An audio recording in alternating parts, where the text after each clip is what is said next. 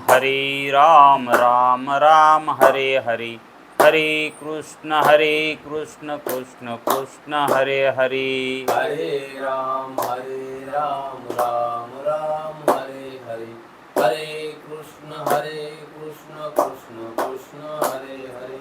हरे राम राम राम हरे हरे, हरे कृष्ण कृष्ण कृष्ण हरे हरे। हरे राम राम राम हरे हरे, हरे कृष्ण कृष्ण कृष्ण हरे हरे। पुंडलिक वरदे हरि विठ्ठल, श्री गुरु ज्ञानदेव तुकाराम, पंढरीनाथ भगवान की जय। माऊली ज्ञानेश्वर महाराज की जय। जगद्गुरु तुकाराम महाराज की जय। ब्रह्मनिष्ठ गुरुवर्य रंगनाथ महाराज की जय। श्री विनायकं गुरुर्नौमि साखरे नाम विश्रुतं, येषां चरणसान्निध्यात् जीवा मुक्ता भवन्ति। साखरे वंशविख्यातं ज्ञानदानपरायणं, विनायकं गुरुर्वन्दे भवबन्धविमुक्तये। श्रीरङ्गनाथं गुरुराजवर्यं, मुमुक्षूणामज्ञानदानेकदक्षं, प्रभावती क्षेत्रनिवासिनं नमामि वेदान्तविदां वरिष्ठं। पुण्डलीकवरदे हरिविठ्ठल, श्री गुरु ज्ञानदेव तुकाराम, पंढरीनाथ भगवान की जय। माऊली ज्ञानेश्वर महाराज की जय। जो आनंद सत्य प्रकाश, विभो आणि आधार नाम रूपास, बुद्धी न जाणे आणि जाणे ही त्यास, तो अपार शुद्ध परमात्मा मीची असे। माझे अपार स्वरूप समुद्रावरती, जणू तरंग ब्रह्मा विष्णू महेश गणपती, सूर्य चंद्र वरुण यम मिरविती, देवी कुबेर ही तैशची। जो सर्वज्ञानी दयाघन, मुनी हृदयी ज्याचे करीती ध्यान, त्याचे बुद्धी उपाधी करुणा, मिथ्या भान मजची माझी होतसे। ज्याच्या अज्ञाने भाषे जगत, जसा दोरीवरी सर्प दिसत, परी दोही ठाई ना सर्प जगत, ते स्वतंत्र आणि स्वयं ब्रह्म मीची आशे। पुण्य पुरुषी सदैव निष्काम, बोध प्राप्ती कारणे भजावा राम, तो मीची आहे आत्माप्त काम। तरी नमन कवना करावे म्या, जयांचे केलिया स्मरण, सकळ विद्येचे होय अधिकरण। तेची वंदू श्रीचरण श्री गुरूंचे, हे नमस्कारो आता। चल विचार सागर तरंग 6वा, परिच्छेद 39वा। ब्रह्म शब्दाच्या अर्थावरून आत्मा ब्रह्मरूपच आहे। ब्रह्म शब्दाच्या अर्थावरून आत्मा ब्रह्मरूपच आहे। कसा, तेच या परिच्छेदामध्ये सांगितलं आहे। आत्मा, ब्रह्म, जीव हे काय आहे? हे जे शब्द आहेत, हे शब्द त्या त्या उपाधीनुसार त्यांची नावे पडलेली आहेत। स्वरूपेच आहेत, ही चैतन्यच आहे, पण त्यांच्या उपाधीनुसार त्यांची नावे पडली. मग जीव म्हणजे काय ते आपण जाणून घेतलं. आत्मा म्हणजे काय तेही जाणून घेतलं. आणि ब्रह्म म्हणजे काय? जे व्यापक चैतन्य आहे तेच ब्रह्म चैतन्य आहे की नाही? या परिच्छेदामध्ये आत्मा आणि ब्रह्म हे कसे एकरूप आहेत आणि भिन्न का वाटतात? जसं जीव आणि ईश्वरामध्ये आपणाला उपाधिकृत भेद आहे म्हणून सांगितलं आहे, पण जीवाचं चैतन्य आणि ईश्वराचं चैतन्य एकच आहे की नाही? ईश्वराला माया उपाधी लागली म्हणून त्याला ईश्वर मानायचं, जीवाला अविद्या उपाधी लागली म्हणून जीव मानायचं. पण जी उपाधी लागलेली आहे ती चैतन्यालाच लागली आहे का नाही? एका चैतन्यालाच लागली. मग ते एका चैतन्याचेच उपाधीच्या योगानं भेद आहे. मग तसंच ब्रह्मचैतन्य हे कसं आहे आणि आत्मचैतन्य कसं आहे? त्याच चैतन्याला ब्रह्मचैतन्य का म्हणायचं आणि त्याच चैतन्याला आत्मचैतन्य का म्हणायचं? हा आपण खुलासा 5व्या तरंगामध्ये झालेलाच आहे, पण इथं काही विशेष स्वरूपानं सांगितलेलं आहे. कसं तर ब्रह्म शब्दाचा अर्थ व्यापक असा आहे. ब्रह्म म्हणजे काय? जे व्यापक वस्तू आहे. किती व्यापक आहे? तर अनंत व्यापक आहे. त्या व्यापकतेचं मोजमाप नाही, म्हणून त्यांना ब्रह्म म्हणतात. मग ब्रह्म या शब्दाचा अर्थच व्यापक असा धरायचा. देशाने, देश म्हणजे ठिकाण. जेवढा परभणी जिल्हा आहे तितका परभणी देशाचा जिल्ह्याचा देश आहे. जेवढा भारत आहे तेवढा देश आहे, त्याला देश म्हणतात. जितक्या देशात वस्ती आहे त्या वस्तीचा तो देश आहे का नाही? आणि त्या वस्तीला नाव दिलेलं असतं, म्हणून त्या नावानुसार त्याचा देश म्हणावं लागतं. तसं देशाने ज्याचा अंतच होत नाही, देशाने ज्याचा अंत होत नाही म्हणजे देशाच्याही बाहेर असतं. जे देशाहून मोठं असतं ते देश एवढं सांगता येतं का? म्हणून ज्याचा देशाने अंत होत नाही आणि कालानंही ज्याचा अंत होत नाही, काळापेक्षाही ते व्यापक आहे आणि देशानं तर आहेच आहे, म्हणून त्याला व्यापक म्हणतात. अशा वस्तूला व्यापक म्हणतात. आणि वस्तू म्हणजेच ब्रह्म. ब्रह्मालाच वस्तू असं नाव दिलेलं आहे. वस्तू हा शब्द सामान्य स्वरूप आहे. वस्तू हा शब्द सामान्य स्वरूप आहे, कारण तिथं विशेष नामकरण नाही. कारण वस्तूला नामकरण असतं. ज्याला नामकरण असतं त्याला आपण वस्तू म्हणतो व्यावहारिक शब्दातून, व्यावहारिक भाषेतून. पण ही वस्तू, ब्रह्मवस्तू ही तशी नाही व्यावहारिक वस्तूसारखी. कारण व्यावहारिक वस्तू ही देश काल परिच्छिन्न आहे. देशानं आणि कालानं बाध होतो तिचा, म्हणून त्या वस्तू परिच्छिन्न असल्यामुळं कल्पित असत रूप आहेत.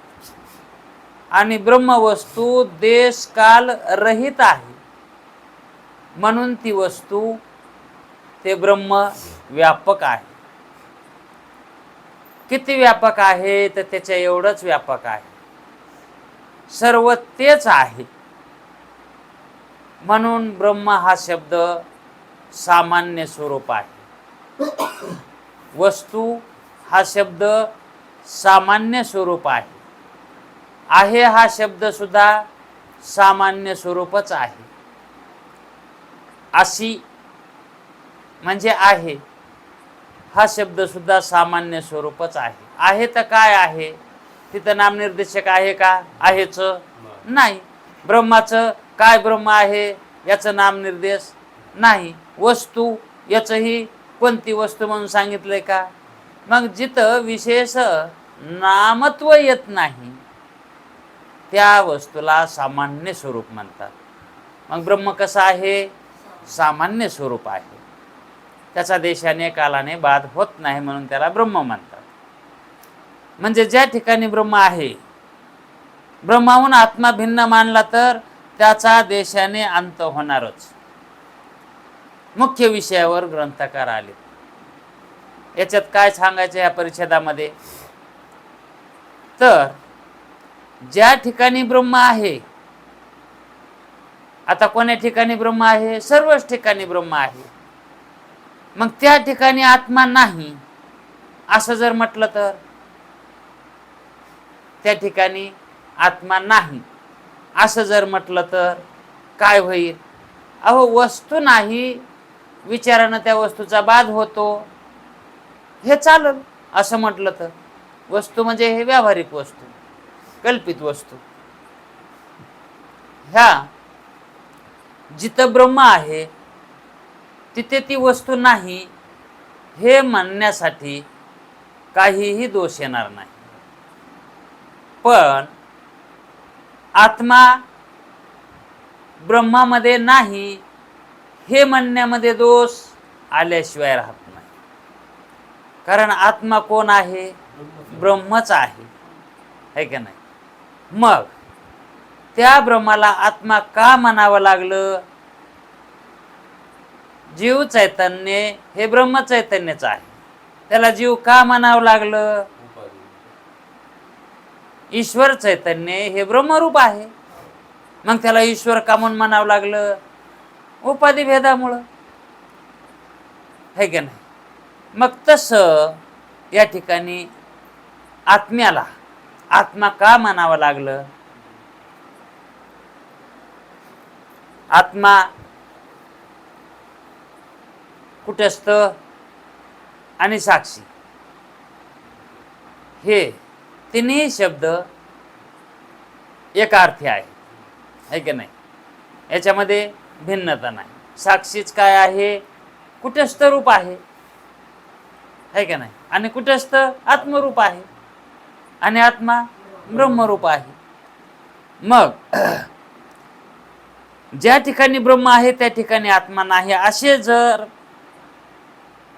असे होईल.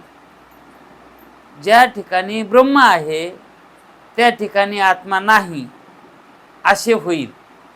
का होईल? ब्रह्माहून आत्मा भिन्न मानला तर. आत्मा जर ब्रह्माहून भिन्न मानला तर ब्रह्माहून ज्या ठिकाणी ब्रह्म आहे त्या ठिकाणी आत्मा नाही भिन्न जर मानला तर. भिन्न म्हणजे ब्रह्मात आत्मा जर नाही मानला तर मग आत्मा कसा होईल? भिन्न होईल, वेगळा होईल, है का नाही? मग ज्या ठिकाणी ब्रह्म आहे त्या ठिकाणी आत्मा नाही असे होईल. ज्या ठिकाणी ब्रह्म आहे त्या ठिकाणी आत्मा नाही. भिन्न जर मानला तर, ब्रह्माहून आत्मा भिन्न जर मानला तर जिथं ब्रह्म आहे तिथं आत्मा नाही असं मानावंच लागल ना. हा, मग ज्याचा देशाने अंत असतो, ज्याचा देशाने अंत असतो त्याचा कालानेही अंत मानावाच लागतो. देशाने अंत मानला की कालानं म्हणण्याची सुद्धा गरज नाही, है का नाही? देशापेक्षा काल अधिक व्यापक आहे का नाही? कारण देशानंच ज्याचा अंत व्हायलाय त्याचा कालानं होणारच ना. मग असा नियम करायला काही हरकत नाही. तसा कालाने आत्म्याचाही अंत होईल का राहील? ब्रह्मा जर नाही मानला तर मग त्याचा देशानेही अंत होईल आणि कालानेही. मग तसा आत्मा मानायला जमेल का? कालाने आत्म्याचाही अंत होईल. ज्याचा अंत होतो त्यास अनित्य म्हणतात. आपण शिकलो आहे का नाही? ज्याचा अंत होतो त्यास अनित्य म्हणतात. देहाचा अंत होतो आहे का नाही? मग देहाला नित्य मानत नाहीत, अनित्य मानतात. आत्म्याचा अंत केव्हाही होतो का? आत्म्याचा अंत केव्हाही होत नाही. म्हणून त्याला नित्य म्हणतात. आत्म्याला नित्य म्हणतात, अनित्य म्हणत नाहीत. ज्याचा देशाने कालाने अंत होतो ते अनित्य असते, आणि ज्याचा कशानेच अंत होत नाही ते कसं असतं? अनित्य असते, अमर असते, है का नाही? मग अशा आत्म्याच्या सद्रूप प्रतिपादनात दाखविले आहे. आत्मा सद्रूप कसा आहे हे ज्या वेळेस मागे सांगितलं होतं, आत्माचिद्रूप कसा आहे हे सांगता वेळेस सांगितलं होतं. म्हणून आत्मा ब्रह्माहून भिन्न मानणे हे बरोबर आहे का नाही? मग आत्मा ब्रह्माहून अभिन्नच मानावा लागेल. भिन्न मानण्यात काय दोष यायलाय? अंतवान व्हायलाय, आहे का नाही? मग अंतवान असणारी वस्तू कल्पितच असते. मग आत्म्याला कल्पित मानावं लागेल. मग आत्मा मिथ्या होईल. किती भानगडी व्हायल्यात पुन्हा. मग आत्मा ब्रह्माहून भिन्न म्हणणे योग्य नाही. तसेच आत्म्याहून ब्रह्म भिन्न मानले तर आत्माच जमाना झालाय ब्रह्माहून भिन्न मानायला, तर ब्रह्म आत्म्याहून भिन्न मानायला जमल का? तर ब्रह्म अनात्मा होईल. ब्रह्म हे कसं होईल? मग अनात्मा होईल. घटादी अनात्म पदार्थ जड आहे. आता हे जगामध्ये दिसायलेले आपणाला पदार्थ हे कसे आहेत? अनात्म जड रूप आहेत, मिथ्या आहेत, कल्पित आहेत, बाद स्वरूप आहेत. त्याचा देशाने कालाने बाद होतो, म्हणून ते असद रूपच आहे. मग आत्म्याहून भिन्न मानलेले ब्रह्मही कसं होईल? जडच होणार, है का नाही? मग याकरता आत्म्याहून ब्रह्म किंवा ब्रह्माहून आत्मा भिन्न नाही, ब्रह्मरूपच आहेत. दोन्ही कसे आहेत? का दोन्ही एकच ब्रह्मरूप आहेत?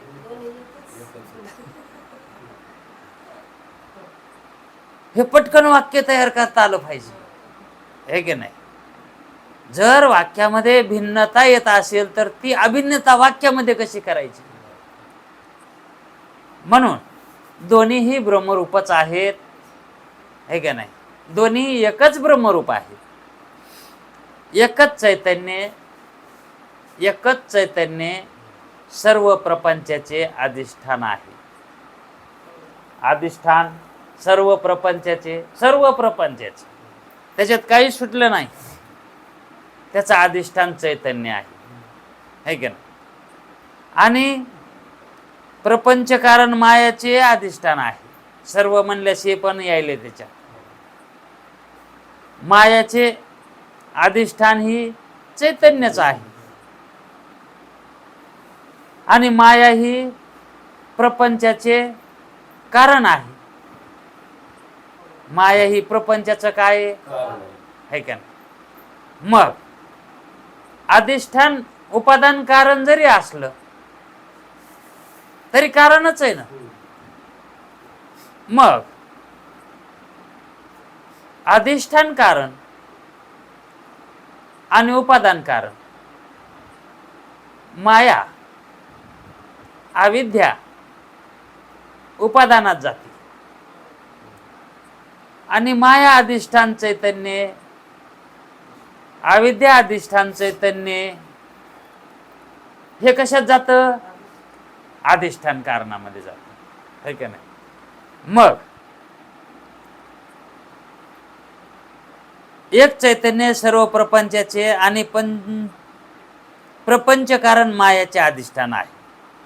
म्हणजे प्रपंचाचेही आणि त्या प्रपंचाच्या कारणाचेही अधिष्ठान चैतन्यच आहे, है का नाही? म्हणजे कारणाचं सुद्धा ते काय आहे? अधिष्ठान आहे. कारणाचं सुद्धा. कारण अधिष्ठान आहे का? म्हणून हे कारणाचं सुद्धा अधिष्ठान आहे चैतन्य. कोणतं? ब्रह्मचैतन्य. म्हणून तर त्याला ब्रह्मचैतन्य म्हणतात. ब्रह्माला ब्रह्म का म्हणायचं? त्या चैतन्याला ब्रह्म का म्हणायचं? तर ते कारणाचं अधिष्ठान आहे, है का नाही? मग अविद्या आणि व्यष्टी देहादिकांचे अधिष्ठान आहे. अविद्या म्हणजे जीवाची उपाधी आणि देहादिकाचे अधिष्ठान आहे. व्यष्टी आणि समष्टी, है का नाही? आता देहादिकांचं हे जे सर्व प्राण्यांचे देह आहेत त्या देहांचं अधिष्ठान कसं मानायचं? मग समष्टी अधिष्ठान मानायचं का व्यष्टी? अधिष्ठानत्व मायालाही आहे आणि अविद्यालाही आहे, है का नाही? तर माया कशी आहे? समष्टी रूप आहे. माया समष्टी रूप आहे ना. जेवढं ब्रह्मांड आहे तेवढी माया, म्हणजे समष्टीच झाली ना ती, है का नाही? मग अविद्या प्रत्येक जीवाच्या ठिकाणी, प्रत्येक देहाच्या ठिकाणी अविद्या आहे, है का नाही? मग त्याला समष्टी म्हणायचं का व्यष्टी? मग त्या व्यष्टीचं जे अधिष्ठान आहे चैतन्य, व्यष्टीचं अधिष्ठान जे चैतन्य आहे ते आत्मचैतन्य, त्याला काय म्हणायचं? हा. मग आता या देहाचं अधिष्ठान कोण आहे? आत्मचैतन्य म्हणा किंवा साक्षी चैतन्य म्हणा किंवा कुटस्थ चैतन्य, है का नाही? हे तिन्ही पैकी एक म्हणलं तरी चालतंय. आता हे झालं व्यष्टी, व्यष्टीचं अधिष्ठान. हे झालं व्यष्टीचं अधिष्ठान. आता व्यष्टीच्या अधिष्ठानापेक्षा समष्टी व्यापक आहे का नाही? मग अविद्येपेक्षा व्यापक काय आहे? उपादान माया आहे, है का नाही? मग अविद्येपेक्षा माया व्यापकच मानावे लागेल. मग ते समष्टी, है का नाही? मग त्या समष्टीचं अधिष्ठान ईश्वर चैतन्य मानावं लागेल. मग समष्टीचं हे अधिष्ठान आणि व्यष्टीचं हे अधिष्ठान विचार केला तर काय आहे? चैतन्यच आहे. चैतन्यात भेद आहे का काही? चैतन्यात भेद नाही. पण ज्या समष्टीमध्ये चैतन्य आहे त्या चैतन्याला ईश्वरता म्हणावं लागेल. त्याला काय म्हणावं लागेल? ईश्वरता म्हणावं लागेल. कारण समष्टीचं ते काय अधिष्ठान आहे ना, समष्टीचं. आणि व्यष्टीचं अधिष्ठान आत्मचैतन्य, है का नाही? मग जे आत्मचैतन्य आहे ते व्यष्टीचं अधिष्ठान मानायचं. व्यष्टीचं म्हणजे लहानचं. एक या देहाला व्यष्टी देह म्हणतात. हा कसा आहे? व्यष्टी आहे म्हणजेच लहान, सूक्ष्म. कशापेक्षा? समष्टीपेक्षा. आणि समष्टी म्हणजे सर्वत्र, है का नाही? मग माया ही समष्टी आहे आणि अविद्या ही व्यष्टी आहे. मग अविद्या आणि व्यष्टी देहादिकांचे अधिष्ठान आहे. अविद्या आणि देहादिकांचे अधिष्ठान आहे. कोण? ब्रह्मचैतन्य. त्याचं अधिष्ठान खरं कोण आहे? ब्रह्मचैतन्य. पण त्या चैतन्याचे नाव वेगळे येतं फक्त. आता ते नावे वेगळे का व्हायले? तर त्या उपाधीनं, समष्टीनं आणि व्यष्टीनं, है का नाही? मग व्यष्टी अज्ञान चैतन्य, समष्टी व्यष्टीचं आत्मचैतन्य. हा आणि समष्टीचं ईश्वर चैतन्य, है का नाही? ते ईश्वर कशामुळं म्हणावं लागायला चैतन्य? त्या उपाधीमुळं, है का नाही? आणि हे आत्मचैतन्य व्यष्टीमुळं म्हणावं लागायले. नाहीतर व्यष्टी जर त्या ठिकाणी निघून गेली, निवृत्ती झाली व्यष्टीची, आता ते कसं नासवानच आहे ना. व्यष्टी म्हणजे नासवान उपाधी. ती त्या उपाधीचा नाश झाला की त्या ठिकाणचं चैतन्य ब्रह्मरूपच आहे, है का नाही? आणि मायाचाही नाश झाला तर ते चैतन्य ब्रह्मरूपच आहे. म्हणजे ईश्वर ही ब्रह्मरूप आहे आणि जीव ही, आत्मा ही ब्रह्म. मग आत्मा ब्रह्मरूप आहे ह्या म्हणण्यामध्ये काय दोष यायला का? शास्त्र असा निर्वाळा करून देतं, इतकं समजून देतं की आत्मा ब्रह्मरूप कसा, है का नाही? मग त्या ब्रह्मासच आत्मा म्हणतात. त्या ब्रह्मालाच काय म्हणायचं? आत्मा म्हणायचं. आता तत्पद लक्ष आपण मागे पाहिलं. त्वमपद आणि तत्पद हे जे लक्षरूप चैतन्य आहे. तत्पद म्हणजे ब्रह्म. त्वमपद म्हणजे जीव म्हणजे आत्मा. हा हा. आता इथं पहा कसं म्हणतात. तत्पद लक्ष याला काय म्हणायचं? ब्रह्मचैतन्य. कारण ते जीवाला तेच आहे ना ते. हो. आणि कारण जीवाच्या जवळचं कोणतं चैतन्य? हे कुठे असतं चैतन्य? आत्मचैतन्य. पण ब्रह्मचैतन्य आपणाला कसं झालं? ते झालं, आहे का नाही? म्हणजे आपल्यापासून ते हा समजण्यासाठी. आता आपलं आत्मचैतन्य ना, कारण व्यष्टी अधिष्ठान, व्यष्टीचं अधिष्ठान आत्मचैतन्य. मग ब्रह्मचैतन्य आपणाला ते झालं, दूरचं झालं, म्हणून त्याला ते म्हणायचं. म्हणून तत्पद लक्ष काय आहे? ब्रह्म आहे. आणि त्वमपद लक्ष काय म्हणायचं? मग आत्मचैतन्य. एक समजलं की दुसरं आपण मग तेच कळतंय. आणि त्वमपद लक्ष आत्मा म्हणतात. त्वमपद लक्ष. आता त्वमपद जीव आहे आणि त्या जीवाचं लक्ष काय पाहिजे? मग आत्मा. त्या जीवानं काय म्हणायला पाहिजे? आत्मा आहे. आहे का नाही? कारण त्वमपदाचं लक्ष काय आहे? आत्मा. म्हणजे जीवानं कोणाकडे बघावं? आत्मा. आत्म्याकडे बघावं. आत्म्याकडे बघावं म्हणजे मीच आत्म्या असं म्हणावं, है का नाही? आणि ईश्वरानं, मी ब्रह्म आहे. आहे का नाही? मग ईश्वर म्हणतो का नाही मी ब्रह्मरूप आहे? हा. मग जीव काऊन म्हणत नसा? ईश्वर मुक्तच आहे सदा. त्याच्यात दोष नाहीत ना. आणि जीव दोषात आहे. म्हणून तत्पद लक्ष आणि त्वमपद लक्ष. तत्पद लक्ष ब्रह्म आहे आणि त्वमपद लक्ष आत्मा आहे असं म्हणतात. आणि ईश्वर साक्षी. ईश्वराचा साक्षी कोण? ईश्वर साक्षी. तत्पदाचे लक्ष मानायचं. आता ईश्वराचा साक्षी कोण? म्हणजे ईश्वराचा आत्मा कोण? जसा जीवाचा आत्मा त्वमपद. त्वमपद आहे का नाही? आणि ईश्वराचा साक्षी, आता साक्षी म्हणजे आत्मा. मग ईश्वराचा आत्मा जसा आपल्याला आत्मा आहे ना, हो. आपला आत्मा, तसा ईश्वराचा आत्मा आहे का नाही? मग ईश्वर साक्षी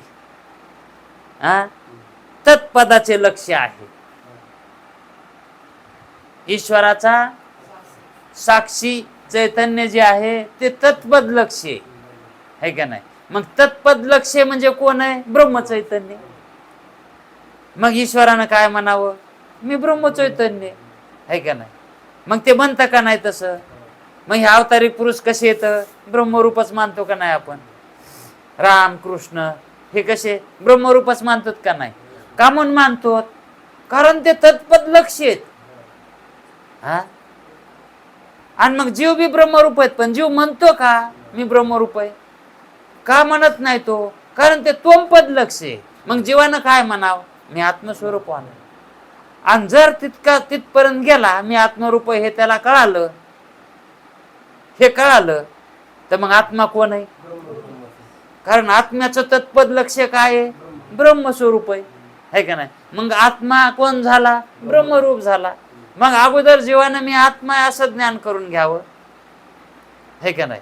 म्हणजेच जी वेष्टी उपाधी आहे, जी वेष्टी उपाधी आहे अंतःकरण, हा, याचा बात करावा त्यानं. याचा बात करून तो कोण होणार? आत्मरूप होणार, है का नाही? मग आत्मस्वरूपाचं ज्ञान झालं, मी आत्मस्वरूपवान आहे म्हणजे मी सच्चिदानंद रूप आहे. आत्म्याचं ज्ञान होणं म्हणजे मी सच्चिदानंद रूप आहे, है का नाही? म्हणजेच असंच जड दुःखाची निवृत्ती झाली म्हणजे तो कोण झाला? आत्मा झाला. मग आत्म्याचं ज्ञान कसं व्हायला पाहिजे? ब्रह्मरूप म्हणून. तो आहेच ब्रह्मरूप. आपण त्यावेळेस पुन्हा ते सोपं जातंय. आत्मज्ञान झाल्यावर मी ब्रह्मरूप हे कळायला सोपं जातंय. फक्त या वेष्ट्या अज्ञानातून जीव पार पडत नाही. अज्ञानाची निवृत्ती झाल्याशिवाय वेष्टी आवरण जात नाही. अज्ञानाची निवृत्ती झाल्याशिवाय वेष्टी अज्ञान जात नाही. आणि वेष्टी अज्ञान गेल्याशिवाय, वेष्टीचं अज्ञान गेल्याशिवाय तिथलच्या चैतन्याचं ज्ञान होत नाही. मग तिथं कोणचं चैतन्य? आत्मचैतन्य. आत्म्याचं ज्ञान होत नाही. म्हणून सच्चिदानंद या पदानं वेष्टीचं अज्ञान निवृत्त करा येतं ना. मी सतरूप आहे, मी चिद्रूप आहे, मी आनंद रूप आहे असं ज्ञान करून घ्यायला ना काय झालं जीवाला? मग हे ज्ञान करून घेता वेळेस कशाची निवृत्ती करायची? वेष्ट्या अज्ञानाची, है का नाही?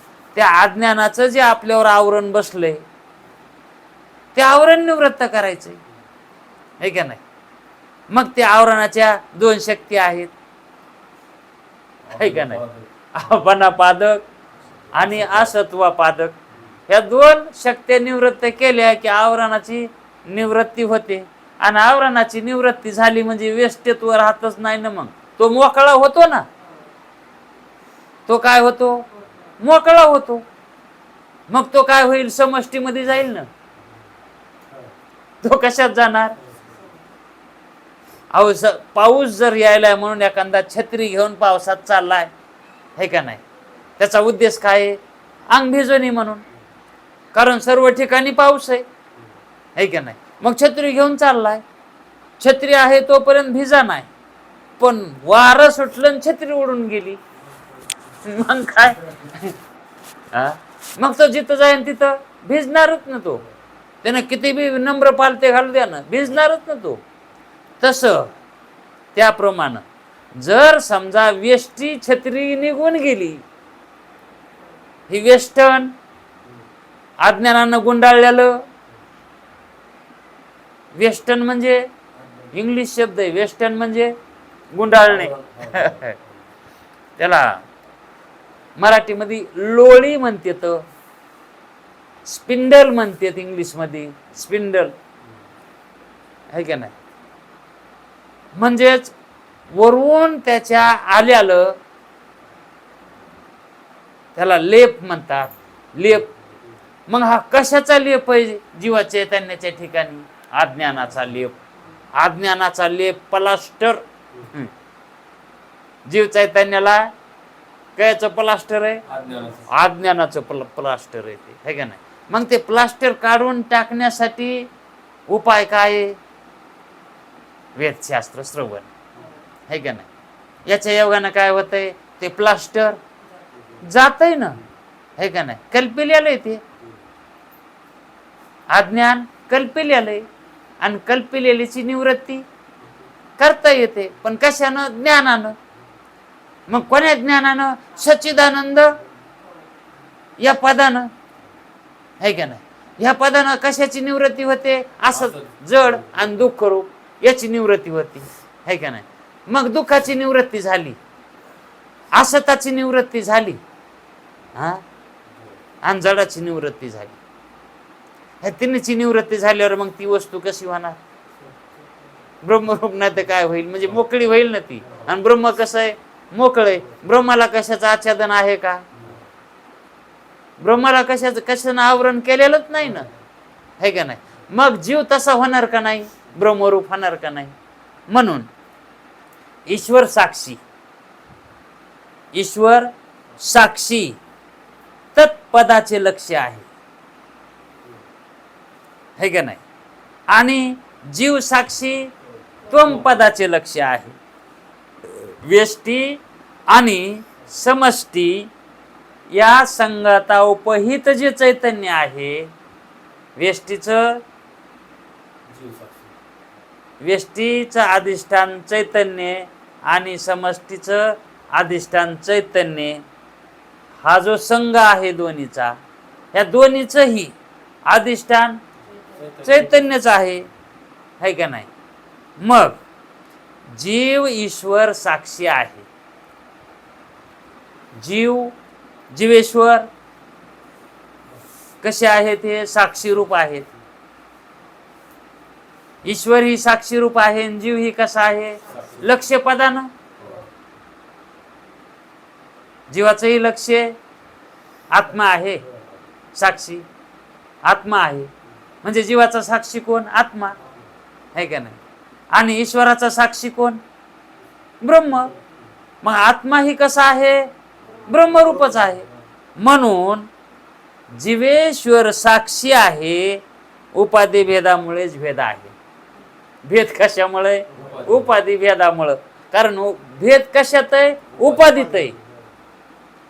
भेद उपाधीत आहे, म्हणजे उपाधी भेद रूप आहे. उपाधीच कशी आहे? म्हणजे भेद करून कोण दाखविती? उपाधी दाखविती, है का नाही. भेद करून उपाधी दाखविती. आणि जर उपाधी जर नसेल तिथं तर भेदच होत नाही. भेद नाही कुठे? सर्व आत्माना, सर्वांच्या आत्म्यामध्ये भेद नाही. मग भेद कोण करायले? त्या उपाधी देहवान, ते देहभेद करायले तर आत्म्याच्या ठिकाणी. म्हणून उपाधी भेदामुळेच भेद आहे. भेद कशामुळे? तर उपाधी भेदामुळे, है का नाही. जर त्या उपाधीमध्ये भेद नसता तर भेद सांगायची काही गरजच नव्हती, है का नाही. उपाधी जर भेदवान नसती तर, उपाधी जर अभेद रूप असली असती तर ती अमर राहिली असती, व्यापक झाली असती, ब्रह्मरूपच झाली असती. कोण? उपाधी. आता त्या उपाधीमध्येच भेद आहे. ती भेदच उपाधीच कशी आहे? भेद रूप आहे. भेद रूप आहे म्हणूनच ती उपाधी झाली. तिच्यात जर भेद नसता उपाधीमध्ये, तिच्यात भेद कसा राहिला असता? मग ते स्वरूपाने एकच आहेत. उपाधी भेदामुळे ते चैतन्य भेद पावले. ते पावले नाही तसं म्हणावं लागले. उपाधी कडून जर बघितलं तर, है का नाही. अहो जर समजा दोन चष्मे रंगारंगाचे दोन माणसाला घालाय दिले, दोन माणसाला, एकाला हिरवा द्याला एकाला पिवळा द्याला, दोन चष्मा त्या दोघाला घालाय दिले. आणि एक पांढरे शुभ्र कपडे घालून एखादा मनुष्य त्यांच्या पुढे उभा केला. पांढरे शुभ्र कपडे त्यांच्या पुढे उभा केला आणि त्या चष्म्यावाल्याला विचारलं, तुम्हाला याच्या अंगावरचे कपडे कोण्या रंगाचे दिसायले? तर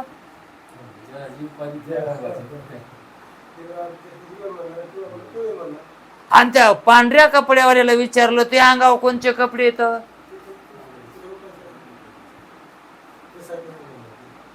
तो म्हणणार माझ्या अंगावर पांढरे कपडे येत. मग ते म्हणाले त्यांचं बोलणं सत्य व्हायले का? मग हा भेद कशामुळे यायलाय? त्या उपाधीमुळे यायलाय.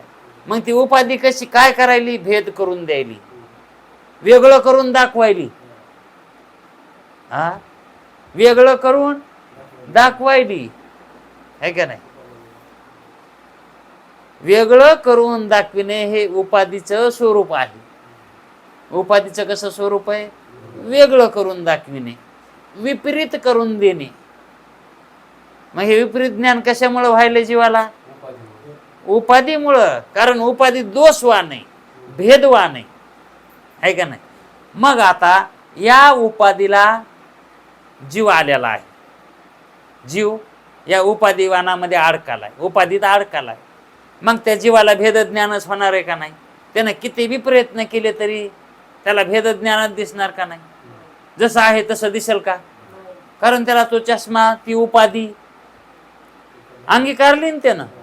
हा, आणि मग ते म्हणणार पांढऱ्या कपड्यावाल्याला हे पिवळंच आहे, हे हिरवंच आहे, असंच म्हणणार का नाही? हे जगत सत्यच आहे, हे जगत सत्यच आहे, हे मीच आहे, हा देह मीच आहे आणि हा देह माझाच आहे का नाही? मग माझा कशामुळे वाटतंय, मी कशामुळे वाटतंय? असंभावना आणि विपरीत भावना, है का नाही? ह्या दोन, हे भेद का दोन उत्पन्न व्हायले? तर त्या उपाधीमुळं. मग त्या जीवाच्या ठिकाणी कोणची उपाधी? तर वेष्टी, अज्ञान. वेष्टी अविद्या, अविद्या अज्ञान, है का नाही? जे विद्यमान नाही ते अविद्या, जे ज्ञानरूप स्वरूप नाही ते अज्ञान. असं अविद्या हे वेष्टीमध्ये जीव पाडला आहे, है का नाही? मग ती उपाधी नाशच करावा लागतो का तिचा? तिचा नाश होतो का? बाध होतो. म्हणजे नाश शब्दाचा अर्थ बाधच घ्यायचा असतो, है का? परमार्थामध्ये नाश कशाचाच नाही होत. परमार्थात नाश करायचाच नाही, कारण करताच येत नाही. जसं संन्यास घ्यायचा म्हणल्यावर नाश कशाचा करा येते का?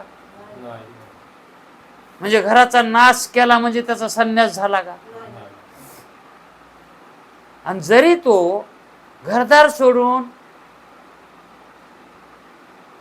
तो संन्यास घेऊन गेला, संन्यास घातला त्यानं, घरदार सोडलं आणि त्यानं अंगावर भगवे कपडे घातले, भगवे कपडे घातले म्हणून तो संन्यासी झाला का घरदार सोडलं म्हणून संन्यासी झाला?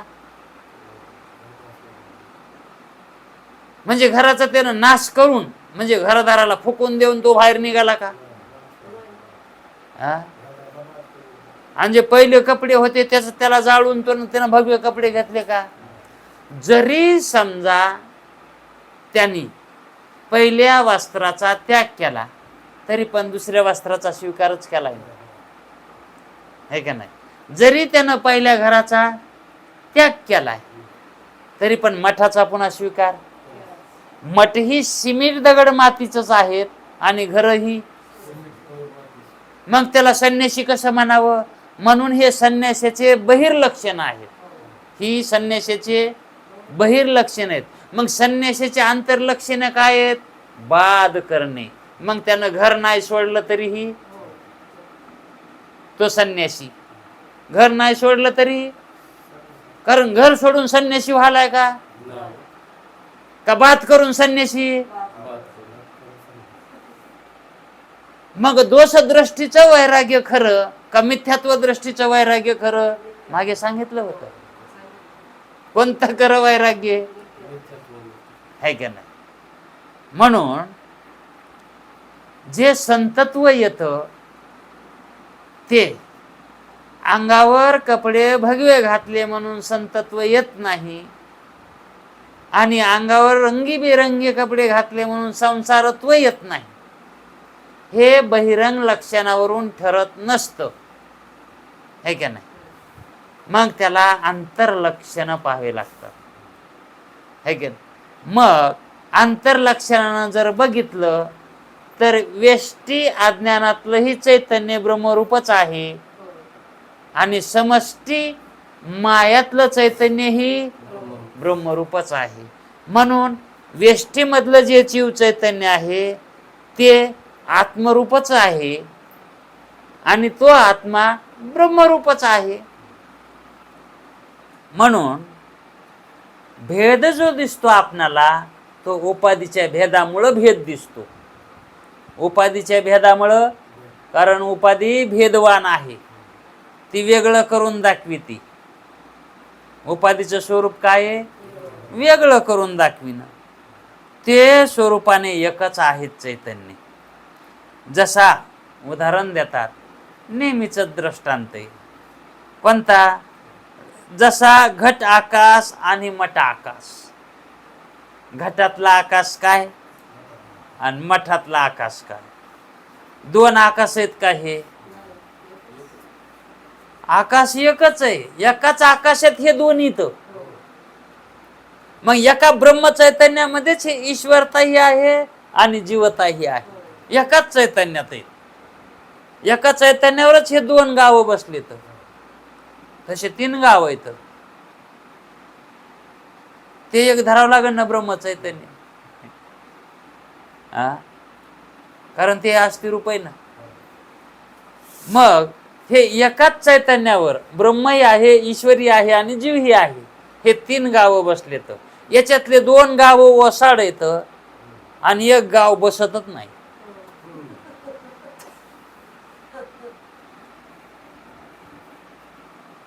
दोन वसाड, जीव आणि ईश्वर, हे ओसाड येत. आता ओसाड आहेत म्हणजेच यांची निवृत्ती होते. यांची काय बाद स्वरूप येते. जीव हा बाद स्वरूप आहे. म्हणजे जीवाचं जे लक्षण आहे ते बाद स्वरूप आहे. जीव राहत नाही ना. कधी जीवाला ज्ञान झाल्यावर जीव राहतो का? है का नाही? म्हणून ते बाद स्वरूप आहे जीव. तसा ईश्वरालाही ईश्वराचं ज्ञान जर दिलं तर ईश्वर कशामुळे? त्या उपाधीमुळे, मायाच्या. माया निवृत्ती झाली ते चैतन्य कसं आहे? ब्रह्मरूपच आहे ना. मग हे जे दोन चैतन्य आहेत हे दोन नाहीतच. एकाच चैतन्यामध्ये हे दोन गावं बसलेले. हे दोन गावं कोणचे? हे दोन वसाड गाव आहेत. आणि जे ते दुसरे गाव आहे ते गाव म्हणून वाटतच नाही. ते बसतच नाही. ते गाव कशात बसन? कारण ते सगळे कशात बसलं म्हणाव? ते दोन वसाड तर एक वशीची ना. ते गाव बसत ना, आहे का नाही? तसं स्वरूपाने एकच आहे. आणखी याच्यामध्ये तुम्हाला उदाहरण देऊन सांगायचं का? माझ्यावरच उदाहरण देतो तुम्हाला. आम्ही तिघ भाऊ येत. आम्ही किती इथं? तिघ भाऊ येत. एकाच लग्न तिघाची बी झालेत. लग्न तिघाची बी झालेत. एकाला काही नसताना ते ओसाड झालं. काहीच नाही त्याला. ते कसं झालं? त्याचा ते वाढ का झाड? वासाड झालं ते, आहे का नाही? दुसरं जे आहे ते आहे, त्यानं खूप प्रयत्न केले गाव ते वेल वाढवायचा, पण वेल वाढा का? ते बी काय झालं? आता ते दोन्ही बसले का? ते दोन्ही वसाड झाले. आता आमचा वेल वाढ आहे पण आमचं त्याच्यात मन नाही. ते बी कसं आहे? दोन वसाड तर एक असं. आता समजेल असं ना कसं दोन वसाड आणि एक वशीची ना. मग असंच विनायक महाराज सुद्धा असंच झालं होतं. त्यांच्या दोन भावाला काही नव्हतं आणि ते लग्नच केलं नाही. ते बसलेत नाहीत, त्या संसारात बसलेत नाहीत. ते त्यांचं मी वाचलं होतं कुठं तरी, त्यांचं असंच झालेलं. म्हणून जसा घटाकाश आणि मठाकाश या उपाधी भेदा वाचून स्वरूपात भेद नाही. स्वरूपात आकाशाचे भेद नाही. घटातला आकाश आणि मठातला आकाश हे एकच आहे. ते स्वरूपानं एकच आहे का नाही? तिथे मठ बांधला म्हणून ते मठातला आकाश झालं, पण आकाशातच मठ बांधला की, आहे का नाही? आणि ज्या आकाशात मठ बांधला का तशाच आकाशामध्ये, त्याच आकाशात घट है का नाही? मग आता मठातलं जे आकाश आहे ते मठ आकाश, आणि घटातलं आकाश आहे ते घट आकाश. आणि जर समजा घट जर मठामध्ये नेऊन बांधला तर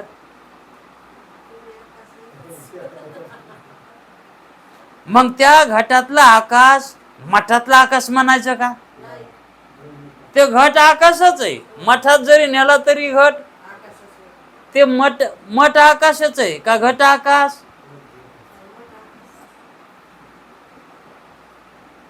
उपाधी भेदान राहणार घट आकाश. घटातलं अगोदर मठाच्या बाहेर घट होता, है का नाही? म्हणून त्या घटाच्या ठिकाणच्या आकाशाला घट आकाश म्हणलो, आणि मठाच्या ठिकाणी आकाशाला मठ आकाश म्हणलो. मग तो घट उचलून मठात ठेवला. मग त्या मठातल्या आकाशात घट गेला का नाही? हो. का ते घट त्याच्यातला आकाश घेऊन गेला तिथं?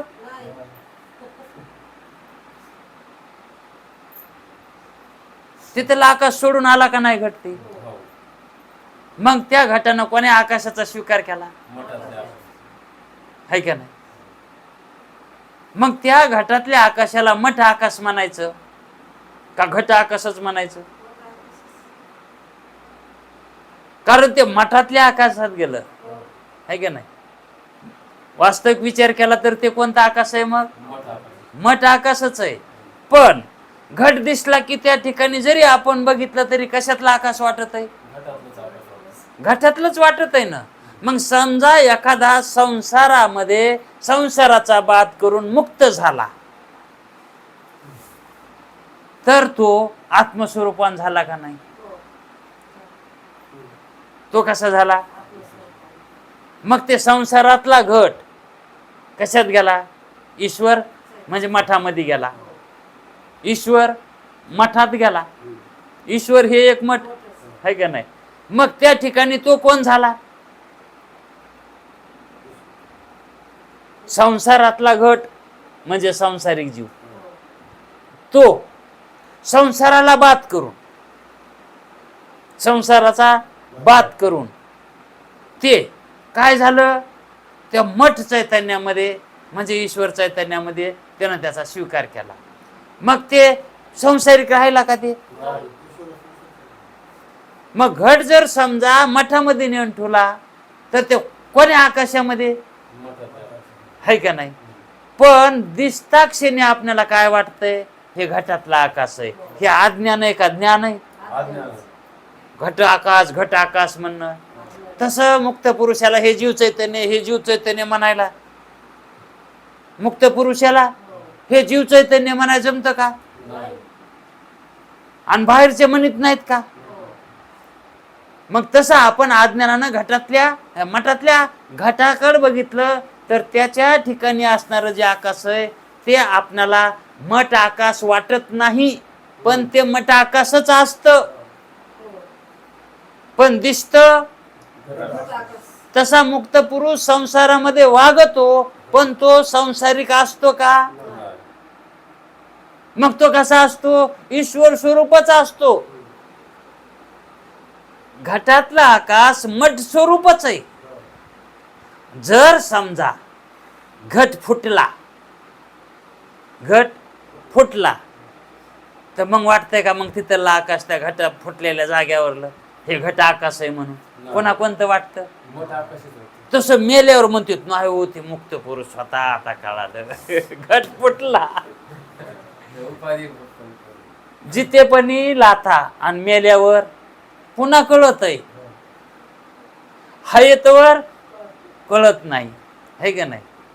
गंगा वाहती तवर त्या गंगाचं महत्व, गंगा आटल्यावर मग लय महत्व वाटतं. काय सांगा तुम्हाला, लय पाणी होतं गंगाला, पण आता आटल्यावर महत्व येत आहे. आटल्यावर, है का नाही? ते जांबुवंत समुद्रान उडी टाकताना लहानपणी लांब लांब जांबुवंत उड्या मारित होता, पण आता लंकेमध्ये उडी मारायची होती ना, लंकाला जायचं होतं ना सीताच्या शुद्धीसाठी. मग त्यावेळेस कोणी जायचं प्रश्न पडला, कोणाची जाती इतकी लांब उडी. त्यावेळेस मग ते दुसरे ते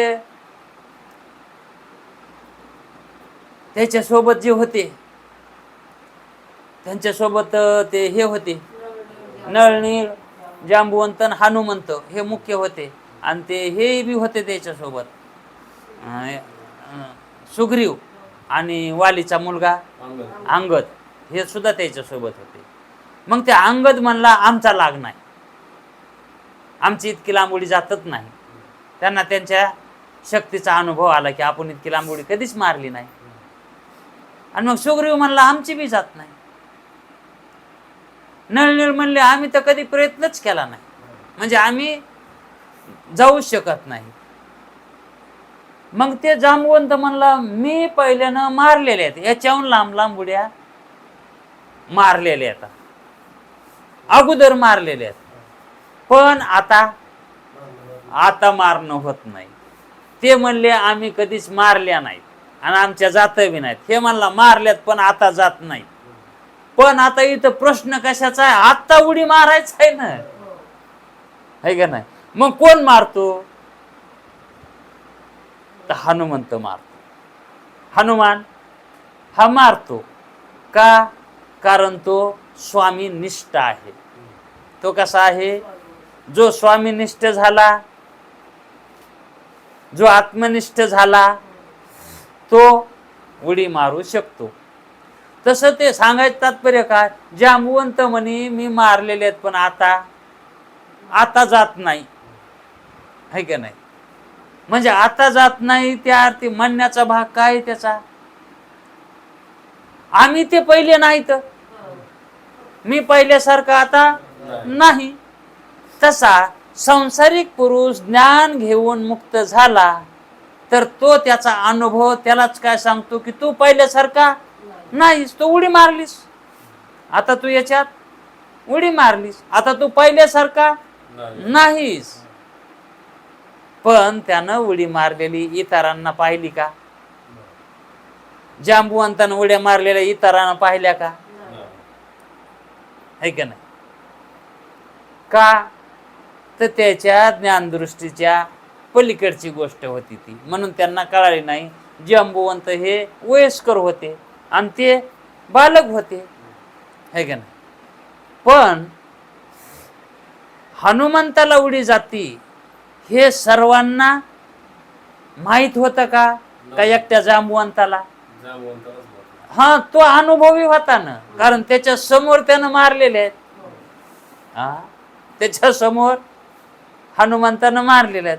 जेव्हा सूर्य गिळण्यासाठी हनुमंत निघाला होता तेव्हा हे जन्मलेलेच नसते, बाकीचे जन्मलेलेच नसते ना. आणि जांबुवंत कोण्या रंगाचा आहे हो? रंग कोणता आहे त्याचा? जांबुवंताचा कोण्या वर्णाचा आहे तो? हा, हसवल. हसवल हे काय आहे? जांबुवंत आहे. आणि त्याचा रंग कसा आहे? म्हणून तर ते काय आहे? अविद्यारूप आहे. ते कसं आहे?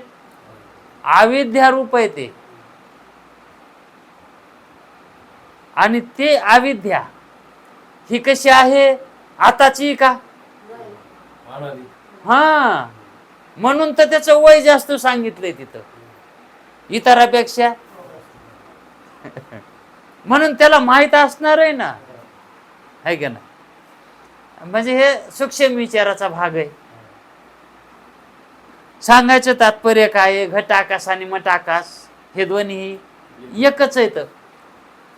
हे दोन कशामुळे व्हायले? तर उपाधी भेदामुळे व्हायले. तर तसं घट फुटला तर मठ रूपच होतो आणि मठ पडला तर महाआकाश रूपच होतो, है का नाही? म्हणून मठ असो की घट असो, त्याच्यातला आकाश महाआकाशच आहे, हा अनुभव आपणाला प्रतीतीला यायला पाहिजे. हा अनुभव प्रतीतीला यायला पाहिजे. मग संसारिक जरी असला तरी पण ज्ञान घेऊन तो ब्रह्मरूपच आहे, आणि ईश्वर जरी असला तरी उपाधी भेदानं तो ब्रह्मरूपच आहे, है का नाही? म्हणजे सर्व चैतन्य हे एक चैतन्य आहे. सर्व चैतन्य एकच चैतन्य. मग हे सर्व काऊन म्हणायला लागायले? रान एकच आहेत सगळे, पण मधात धुरे. म्हणून ते अमुक्याचा नंबर, ते तमुक्याचा नंबर. हा, हे भिन्नता काय आली? त्या धुर्यामुळं, त्या उपाधीमुळं. जसा घट आकाश आणि मठ आकाश यांचा उपाधी भेदा वाचून स्वरूपात भेद नाही. उपाधी भेदा वाचून, उपाधीचा भेद जर नाही मानला तर मग यांच्यामध्ये अजिबात भेद नाही, स्वरूपात भेद नाही. तसा आत्मा आणि ब्रह्म यांचा, आत्मा आणि ब्रह्म यांचा समष्टी आणि व्यष्टी, व्यष्टी आणि समष्टी उपाधी भेदा वाचून भेद नाही. व्यष्टी आणि समष्टी जर काढून टाकलं तर मग चैतन्यामध्ये भेद नाही. ब्रह्म आणि आत्मा एकच वस्तू आहे. ब्रह्म आणि आत्मा, आता हे सिद्ध झालं का नाही? ब्रह्म आणि आत्मा एकच वस्तू झाली. घटातला आकाश काय आणि मठातला आकाश काय, हे एकच आहे, महाआकाश रूपच आहे. म्हणून तसं ब्रह्मामध्ये आणि आत्म्यामध्ये अभेद आहे. म्हणजेच आत्मा कोण झाला मग? ब्रह्म. आहे का नाही? मग आत्मा ब्रह्मरूप आहे. तर आत्मा जो जीव झाला होता, आत्मा किंवा जो आभास, आत्म्याचा आभास जीव झाला होता, हे शुद्ध वाक्य. आत्मा जीव होत नाही, आत्म्याचा आभास जीव झालाय. म्हणून तो आभास म्हणजे चिदाभास, जे चिद्रूप आहे त्याचा भास. चिद्रूप काय आहे? आत्मा आहे. सतरूप चिद्रूप आहे का नाही? मग चिदाचा भास आहे ते. चिद म्हणजे ज्ञान, ज्ञानाचाच भास आहे. म्हणून तो आभास हा कुणाचा आहे? त्या चिदाचाच आहे, म्हणजे आत्म्याचाच आहे. मग तो आत्माच आहे ना तो. म्हणून जीव कोण आहे आणि आत्मा काय आहे? इतकंच कळून घेण्यासाठी इतकं आपणाला ऐकावं लागले, वर्ष झालं. हे इतकंच कळायचं होतं ना. मग आता आपण आधी काय होतो समजित होतो आपल्याला? चिदाभास ते बी नाही, देहाला म्हणत होतो आपण, देहालाच मी म्हणत होतो. पण हे ऐकून आपल्याला वाटलं हा देह कसा आहे तिन्ही काळात नाही, म्हणून चिदाभास आहे. कारण चिदाभास तिन्ही कालामध्ये आहे. स्वप्नातही आहे, जागृतीतही आहे आणि झोपेत बी आहे. म्हणून आपल्याला वाटलं आपण तर तिन्ही मध्ये आहेत, पण हा देह तिन्ही मध्ये नाही ना, म्हणून मी देह नाही असं आपल्याला कळालं. म्हणून देहावरचं ममत्व गेलं. मग मी कोण आहे? चिदाभास आहे. चिदाभास कोण आहे? कोणाचा आहे? ते आत्म्याचा आहे, है का नाही? मग ते चिदत्वाचं भासत्व बी गेलं. चिदत्वाचं भासत्व बी, तो भास नाहीच ना आपण. म्हणजे भास म्हणजे अविद्या, अज्ञान, भ्रम, ते गेला. मग चित स्वरूप झालोत ना आपण, आत्मस्वरूपान झालोत. मग आता काय जाणून घेतलं? आत्मा ब्रह्मरूप आहे. मग आता ब्रह्म आपणच आहे, तर दुसरं कोण आहे? त्याच्या पुढं काय तत्व?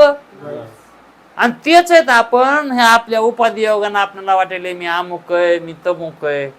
हे उघड कळून घ्यायचं ज्ञान आहे ना. आणि कोणाला बी कळत आहे का नाही? आता हे कोणाला बी कळायसारखं आहे का नाही? पण का म्हणून कळून घ्याय ना. मग हेच परमार्थ करणं म्हणजे काय? हेच अविद्या निवृत्त करणं नाही, ही अविद्याच आहे का नाही? आणि आपण मूळ स्वरूपाचे कोण आहोत हे जाणून घ्यायचंय. आणि ह्या क्रिया अंतःकरणाचं तर होणारच आहे. त्याच्या किती बी बांधून ठेवलं तरी बी, मुख्याचं किती तोंड दाबलं तरी बी ते मनातली मनात विचार करणारच आहे ना.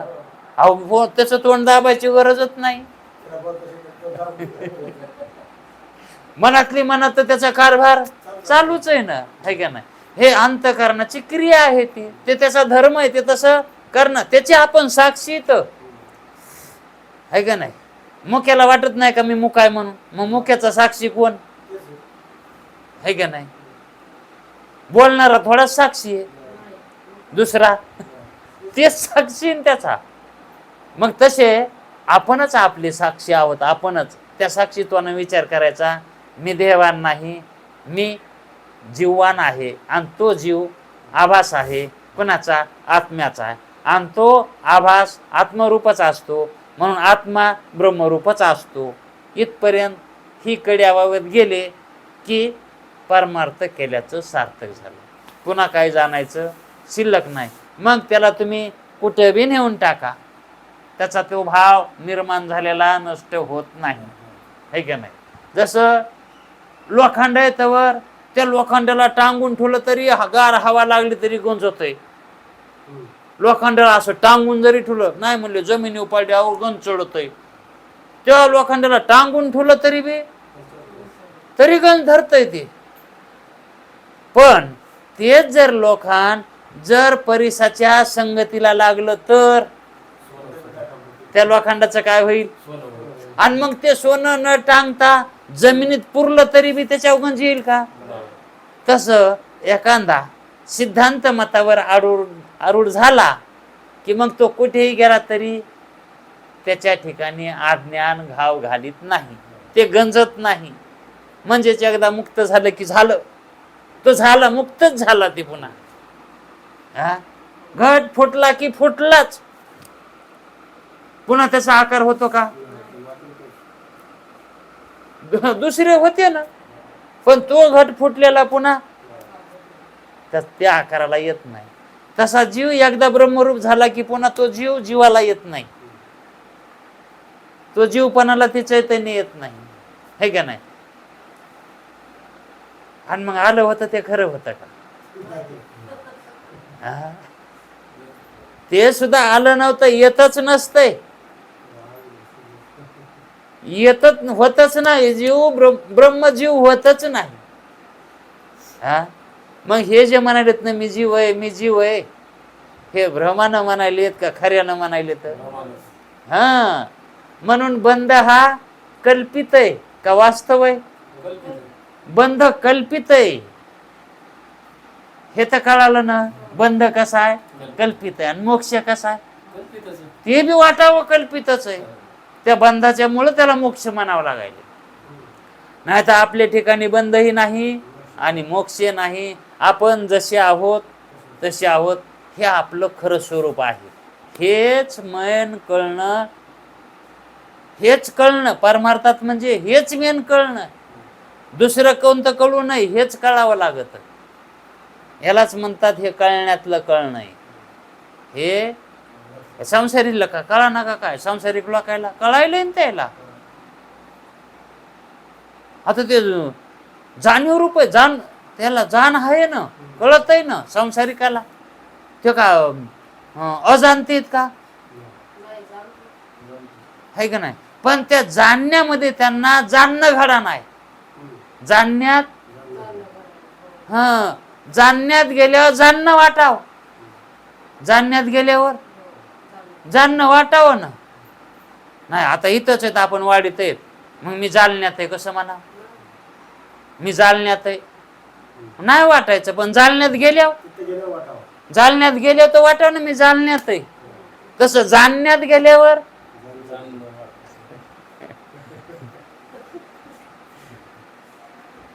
पण हे कधी वाटत? जेव्हा शास्त्र संस्कार असत संस्कार घालवित नाही, शास्त्र संस्कार असत संस्कार अंतःकरणातले घालवित नाही, चित्तातले घालवित नाही, तोपर्यंत त्यातल्या चैतन्याला तसं वाटत नाही.